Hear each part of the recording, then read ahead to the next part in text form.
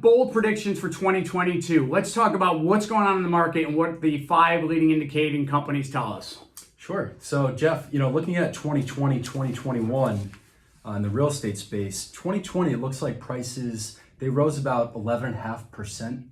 It's crazy. Across the nation. So that's really strong. It's the strongest growth we've had in a decade. Everybody was at 11.3, 11.3. And we're talking Freddie Mac, CoreLogic, Reuters, NAR, and Zillow. That's where we're getting our data from.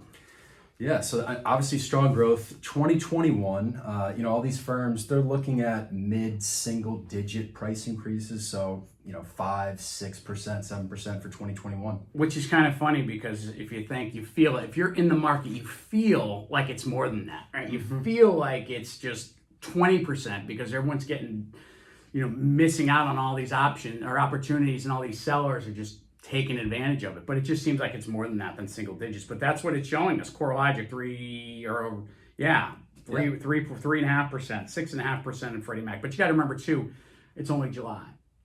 Only July, halfway through the game. That's right. Other big thing to remember is that, this is nationally. So this is True. All markets combined. So some markets, the stronger markets, Austin, Nashville, they're up 20, 25%.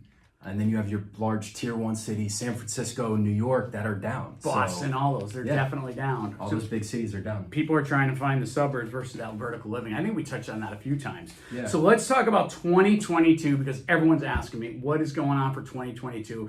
My quick joke about it is if I knew what was going on in 2022, I would have been a wealth manager, not a realtor. But what are the numbers telling us? Yeah, I think it's the same story. We still have strong demand on the buy side, and inventory continues to be constrained. So, going into the pandemic, pre-pandemic, housing inventory was already tight. And then we layered on, significant increase in demand, and here we are. That's right. And so it's simple supply and demand. One of the stats said the same thing. If you add it all together, it's simple supply and demand. You don't need a bachelor's in economics to figure it out. But what's going to change this is a couple of things, we think. So it's the housing supply has got to increase.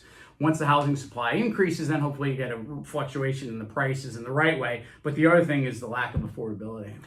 Yeah, people can only pay so much for their homes. They can only afford a certain percentage of their income. Look at debt to income ratios. There are some caps on how much people can afford. So eventually you hit that ceiling. That's right. And what'll happen is things will get just so expensive in a certain area that people just aren't going to be able to afford it and they're not going to buy. So let's hope that doesn't happen. Let's hope that the correction that we're talking about happens sooner or later, and we can start getting more people into the marketplace. So Jeff Beaudue, Steve Jordan. We are with Beaudue Realty Group at William Raveis Real Estate. Appreciate you listening, and we'll talk to you next month.